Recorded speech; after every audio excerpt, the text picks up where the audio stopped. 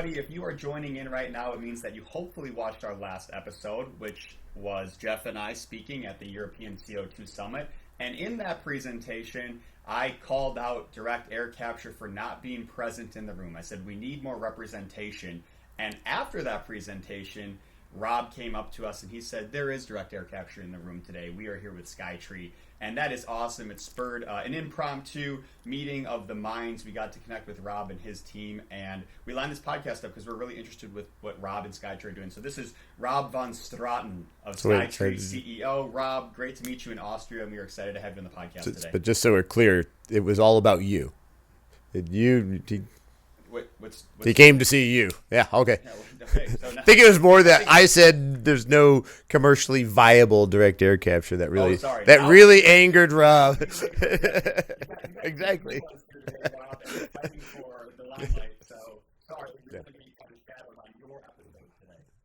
Yeah, well, thank you for having me and thanking you for pronunciation of my name. That sounded remarkably Dutch. Thank you. Straten. And you guys said a lot more things about DAC on stage during your last pod. So, we're active supporters of DAC. When it becomes financially viable, it doesn't need 100% subsidies, and we do other things other than just sequester it. And you're going to tell us all these great things that you're doing with it. You're not looking just for sequestration. You've got commercial viability behind your product, and we're excited to talk about it because I had the pleasure of visiting your facilities not too long ago, a couple weeks ago, and outstanding. Super impressed. It is absolutely proof that there's commercial viability behind all of this. You've got a commercialized product that you're now selling into the market as well as doing some testing. So we'll shut up now. I want you to tell us what is SkyTree all about? What are you guys doing, and how far along have you come? Well, you were doing just fine, Jeff. But thank you for your kind words. When people read or hear about DAC, it's often about what is in the spotlight, removal, selling carbon credits, developing these large sites, and that's not what we do.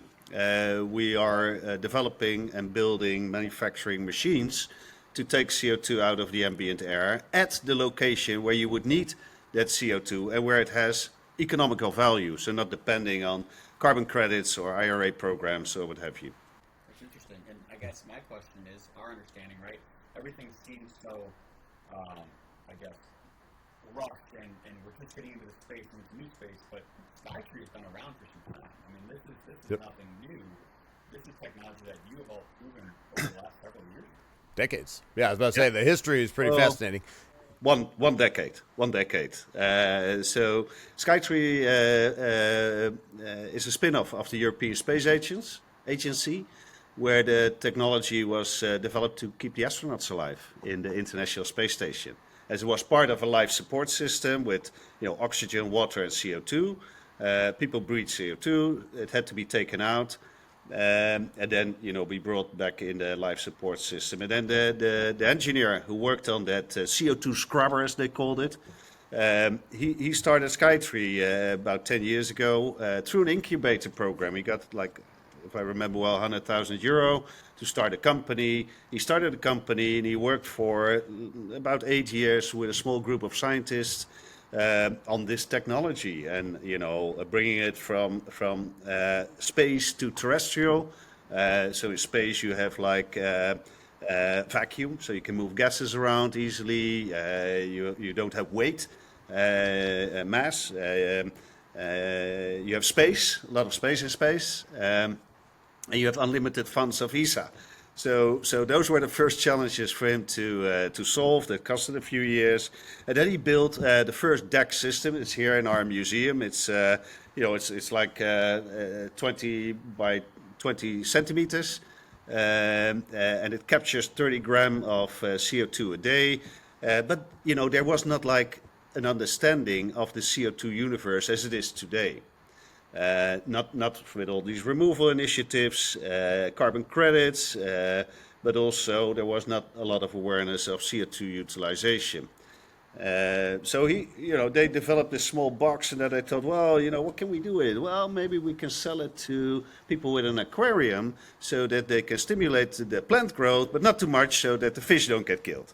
Well, obviously there wasn't a market for it. So, they kept on developing stuff, registering patents, developing sorbents, and building up knowledge, building test lab infrastructure, not to forget.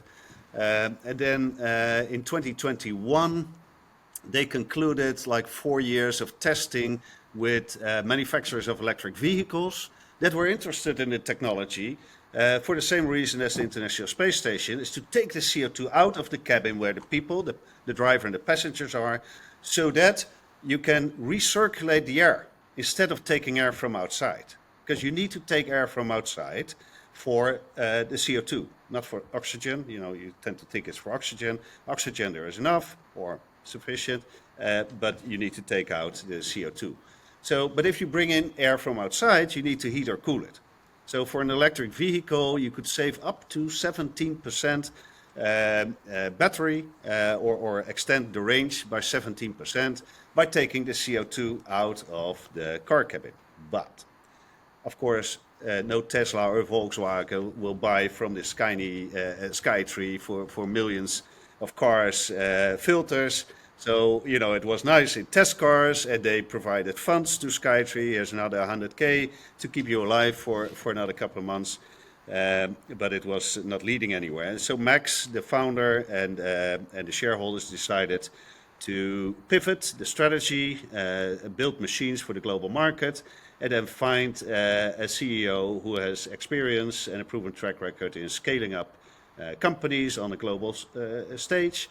And then they found me, and now here I am. Did you get pulled out of retirement, Rob? Were you kicking back on the beach, drinking out of the coconuts, or no retirement? No, as you can see, I'm decades away from retirement.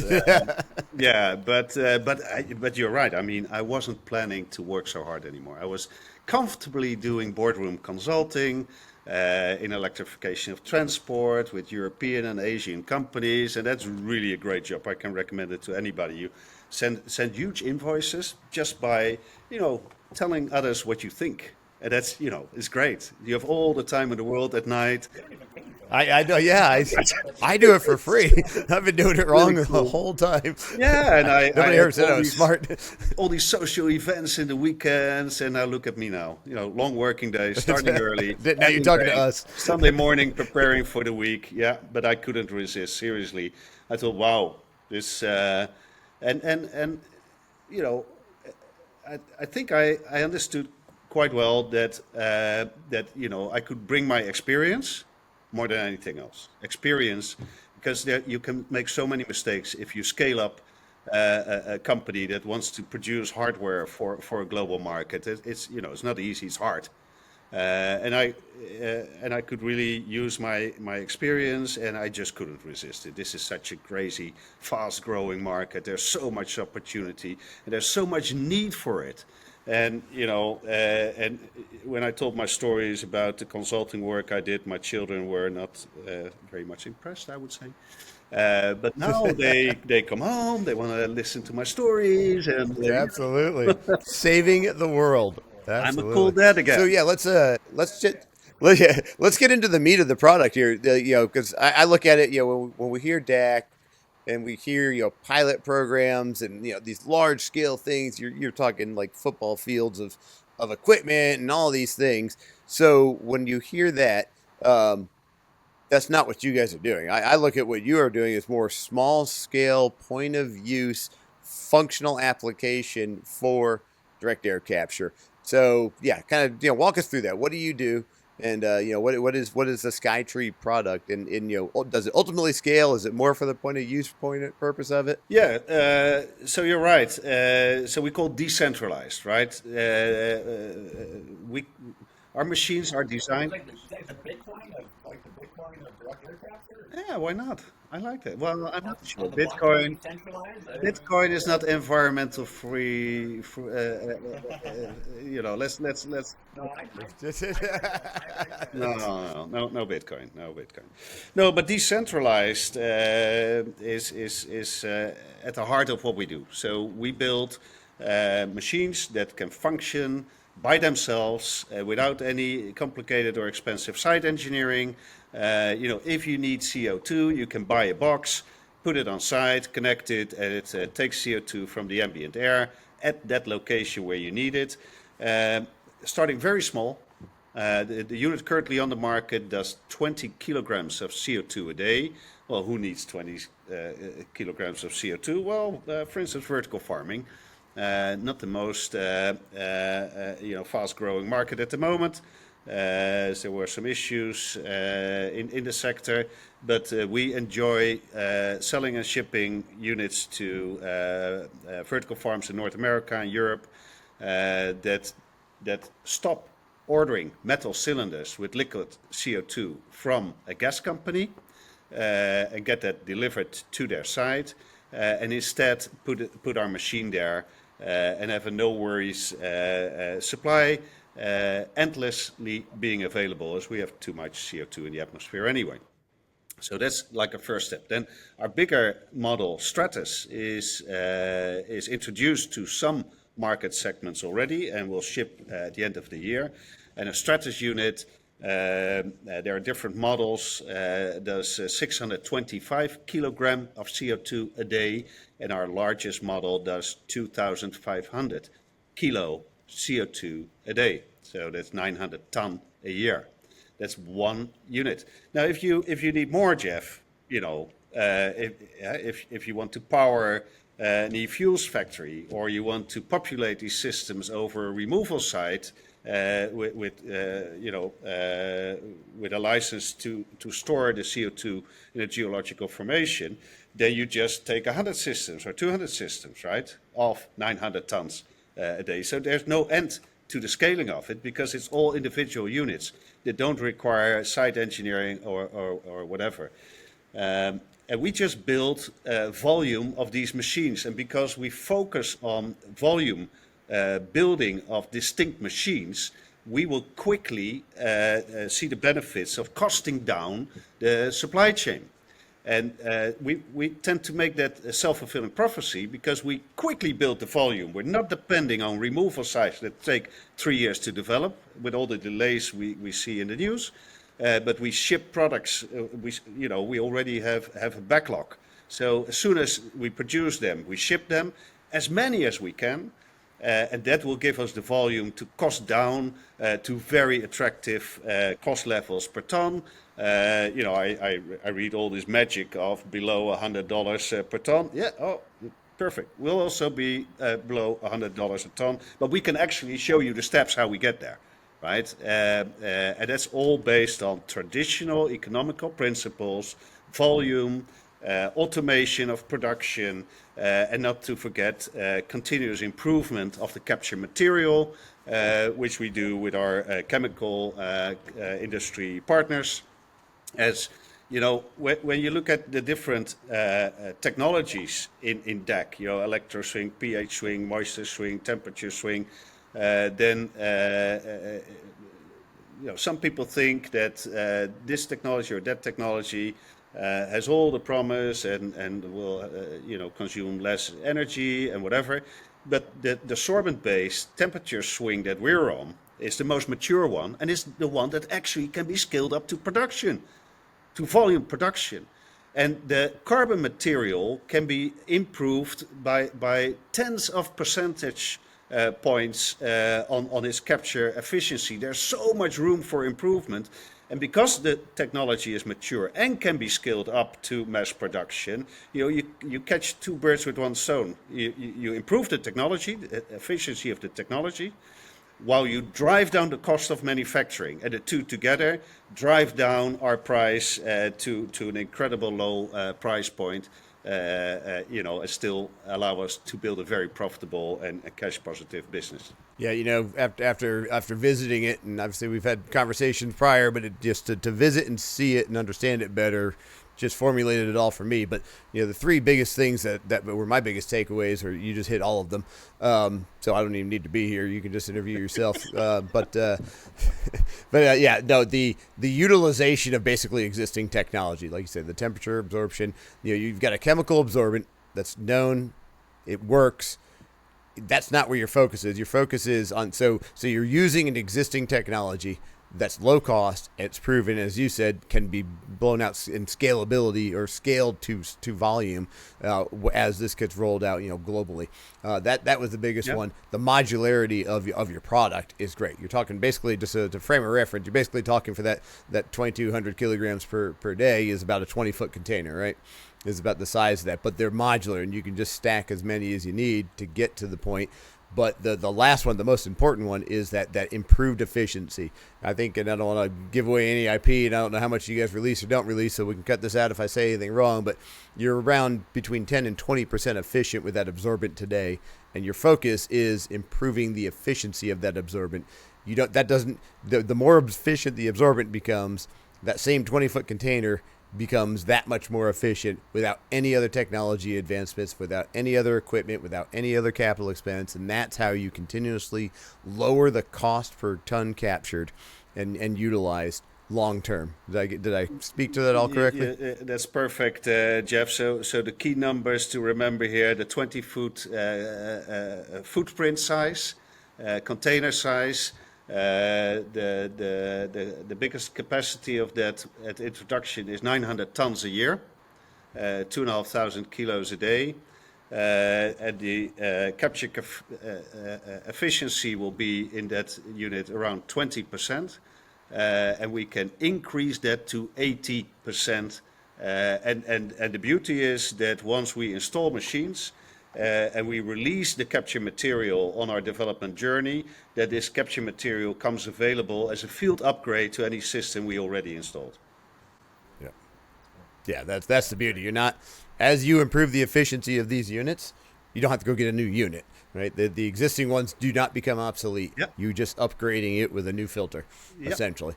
Yeah, I was really, really impressed with the advancements and the way you're thinking about the business into the future, and not just today. And great, you're capturing CO2. Now what? You're well past that, which is really impressive. Yeah, and you make note on the technology, but I'm really interested in the markets you're going to serve. Right, that's one of the big things we see with direct air capture, which is awesome. You need to pull X amount of gigatons of CO2 out of the atmosphere, and then that typically requires sequestration straight underground. And you have hundreds of technologies, all with the same mission statement. And this may be part of your mission statement, but to then go find markets to serve, and you mentioned vertical farming, but I just think about McDonald's down the street. A relatively small user of CO2, they have to get distribution of that CO2. You have micro bulk supply trucks driving around, dropping off from McDonald's to Burger King to Wendy's. If I could just produce my own CO2 right on site in the back, or right next to our dumpster is our container, and you just have point of use CO2 for beverage. I mean, I see a lot of small users. This is really interesting to me. And so it's a play on the environment, but it becomes economically viable rather than just looking for subsidy to take CO2 out of the air, mass production, out in Antarctica. I mean, this is in everyone's backyard. It's serving a purpose, and it's accomplishing the goal. Well, and it enables, to your point, it enables everybody ultimately, or the lots of different industries that have no viable path to be carbon neutral for themselves. Like you said, a fast food chain or something like that. This is an opportunity to capture and utilize CO2, and do it at a local, regional level at a very cost-effective basis. And you guys are focused on volume. I mean, and that's a total volume play. Right? Yeah. I mean, So you have a business model that's outside of subsidies. And you do so well. I mean, we're looking for senior leaders in our company for North America. We have to talk to you guys because you have a perfect understanding. You're able to articulate it very well as well. Wait. Yeah, you can have him. He's yours. The beauty is he's really cheap. We don't pay him very much. No, but you're right. Yeah. For the record, though, your objective today isn't beverage grade, food grade CO2. So the system does not produce. I just want to be, but it could. We could certainly get it there with some. Yeah, but I think that's a business model. Well, companies that we know outside of the DAC technology, you can get Yeah, no, absolutely. The week of arbitrary is No. Actually, technically, it's not really an issue for us. We might have to look into do we need certain certification or whatever. But I mean, you guys know better where CO2 is used, being part of this gas world where I was, had the pleasure of getting to know you guys and your colleagues in the market in Innsbruck at that conference where we met. For me, it's all new markets anyway, but. There are quite some markets that require a decentralized approach or could switch to a decentralized approach if the price per ton or kg is competitive enough. Sometimes it solves an availability question. Is there CO2 available, or is the supply chain available enough? As was one of the themes at the conference. Sometimes there can be hiccups in the supply chain or whatever. And then the third argument is sustainability. It always goes in that order, by the way. Using CO2 from fossil fuel sources, using it, bringing it back in the atmosphere doesn't solve the emission. It's a postponed emission, but if you start by taking the CO2 from the air, you make it a circular thing. Now, the markets that we've selected to serve are current markets and future markets. Future markets is e-fuels, building materials, large removal sites, all the famous sites, and also include what I call piggybacking on the large CCS, carbon capture and sequestration projects that large emitters are creating to neutralize their future emissions. If you then add a DAC hub next to that industrial facilities with the piping to depleted oil field, then that emitter is creating negative emissions, not only avoiding future emissions, but solving their historic emissions. They can monetize it, they use it for their compliance system, boost their reputation, solve their historic emissions. That's all what we call future markets. We're involved in many of these projects. We released our press release with your good friend Phil De Luna from Deep Sky last week. That we're in their project. We're included in their project. We love them. We think they're doing great things, and love to be part of their initiative. But the markets that we first serve, that have a need now, is greenhouses. And greenhouses need a lot of CO2. It's not a few million ton. It's really a lot around the globe. Nobody knows exactly how much, because the supply is not only coming from the gas industry, delivered in liquid forms, but also a lot of CO2 is generated by gas-powered systems where natural gas is burned on site, and the CO2 is captured in that cogen system, and they're used in the greenhouse. That's really a bad practice because these systems are used to combine heat and CO2, but in the summer when you need the CO2 the most, you don't need the heat. So a lot of natural gas is actually burned just for the sake of capturing the CO2 and pump it in the greenhouse, where 70 to 80% immediately is lost, and the remaining is absorbed by the plants. People eat the plants, and the CO2 hits the atmosphere. That's our first target market, and that market alone, if we look at the potential, will allow us to create, like $1 billion a year revenue company, because the need or the volume is so big.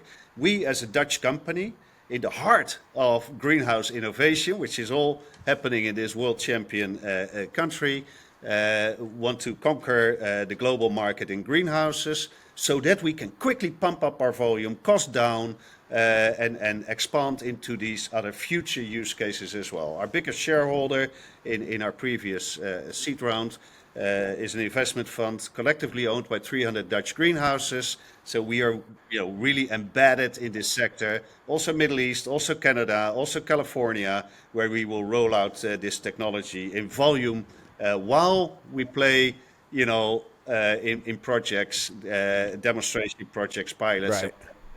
So yeah, could you put some numbers on that if you could? Because I mean, in the U.S. we don't have the same level. I'm sure there are a lot of greenhouses, but it's not as as common as in Europe, specifically the Netherlands.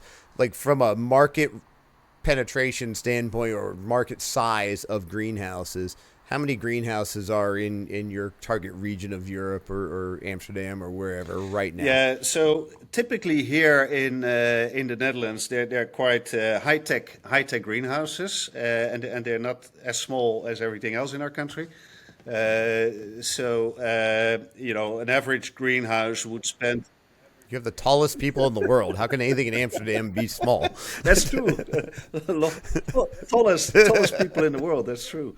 No, but so an average greenhouse would spend a few million euro on capex with us. There's a few hundred greenhouses here in the Netherlands that would qualify for our technology. Then a very large market is Ontario, where there's a concentrated greenhouse area, Fraser Valley in British Columbia, Abu Dhabi, some pockets in the rest of the Middle East, all run by Dutch people, by the way. And then there are areas in the United States, in Mexico, and the larger European countries. So all in all, it's a market. If we take the annual volume that is needed in greenhouses of CO2, and we translate that into machine revenue, then you're not talking about 1 or 2 billion revenue. It's much more. Right. Yeah. And I'm also not the greenhouse connoisseur, but I just imagine logistically, some greenhouses are located in remote areas. If you're a supplier of CO2, maybe hard to baseload those accounts where it totally makes sense to have that decentralized CO2 supply. If you are a greenhouse, and then the price you're paying, because maybe that route to travel, you're paying on your CO2, becomes even easier to get to a competitive level. And then what's the yield on your crops? So if the alternatives that don't have CO2, and I'm not getting to the 1,200 parts per million or whatever they decide, I've heard as much as 30% yield is lost. So it's very competitive. If I'm not mistaken, I think that practice of burning natural gas for the CO2 is being outlawed. If I'm not mistaken, I could be wrong about that. I know it's frowned upon. It's great that you remember this, Jeff, because that of course is a big driving force. Burning natural gas on site to produce CO2 or even heat is banned, is phased out by law here in this country. So the greenhouses, they need a different solution, and DAC is on top of their list, as it makes so much sense for them. No, absolutely. Well, and one of our common sayings around here, and this is why I love what you guys are doing there so much, is you have to be in the black if you want to be in the green, and most DAC companies are green, and then government funded to be green. And again, not taking anything away from them, they just don't have a commercial path outside of carbon credits or carbon trade to get to profitability, and you all do, and I like that, because that's how we'll get more investment, more innovation, more proliferation across the world of these type of technologies. Yeah, so Jeff, and I agree with you, but I also think that building large scale removal sites is also something we need to combat climate change. But we hope to contribute maybe to a few of them who develop their own technology as perhaps technology they could purchase in the future, as it's might be more cost advantageous and lower energy consumption required if they buy our out-of-the-box technology rather than develop their own tech, as is often the case now, with the exception of Deep Sky, I should say, who are very much forward-looking. Yeah, no. When is that going live? First of the year or this year, fourth quarter? the first companies that have been selected by Deep Sky are expected to install their technology. So that would be fun to see. Yeah, no, we're looking forward to our invite there when some of these go live. So. Yeah. We'll see, guys. The world will be watching. Who will perform well at Deep Sky, and we love the challenge. Great. Awesome. Hey, Rob, any closing thoughts before we go? One, where should our audience reach you if they are interested in bringing this technology to North America? Yeah, two. Any closing thoughts? I think when we look at the CO2 universe, right? We consume CO2 everywhere in our society, and that will only grow. The future demand for CO2 is enormous. If you only think about e-fuels, and let alone thinking about protein, or where you can use this wonderful molecule for. We just have too much of it in the atmosphere. But CO2 is a good thing. It's a great thing. Now, when we transition away from fossil fuels, there's less and less CO2 available. The CO2 that is still emitted should be captured, but not put to use. Over time, it should all go to sequestration so that we stop new emissions. And then if we reduce the historic emissions by taking it out of the air and sequestering it, that would be great. But first and foremost, we have to form an alternative supply for the fossil fuel-based CO2 that's moving from utilization to sequestration. The sources there of, let's call it circular CO2, is atmospheric, oceanic, and biogenic. Biogenic is mostly done through biomass, and there's not enough biomass available for the future supply. So the costs are expected to go up, but using biomass also requires transport of biomass to the facility, and then transport of CO2 to where it's needed. Oceanic is very promising and should definitely deserves investment and development, but it's also tied to certain locations. The big benefit of DAC is you can put it everywhere where you need the CO2, and this technology can be so much improved. So when I read about, DAC's too expensive, too energy intensive, no, we just got started with it. So people should really, understand that it all needs to happen, that it's all one system that's in transition, and that DAC plays a critical role here as long as we allow it to, and we can scale up the supply chains that are needed to cost down and to reduce the energy consumption. You can find us by just typing in SkyTree. There are not many SkyTrees, so it's easy to find. You are not hard to find. No, that's great. So, like I say, super impressed with what you're doing, and can't wait to see how it transitions at Deep Sky and as these new versions come out. And I'll say it now to the audience. We'll see you guys. Let's all make a plan to be at the U.S. CO2 Summit. Let's get everybody there. That's what we talked about when we were in Europe. Let's get everybody there in Nashville in September. So 100%. Yeah, we'll be there. Look forward to meeting everybody. All right. Awesome. It was great seeing you guys. Bye. Bye-bye.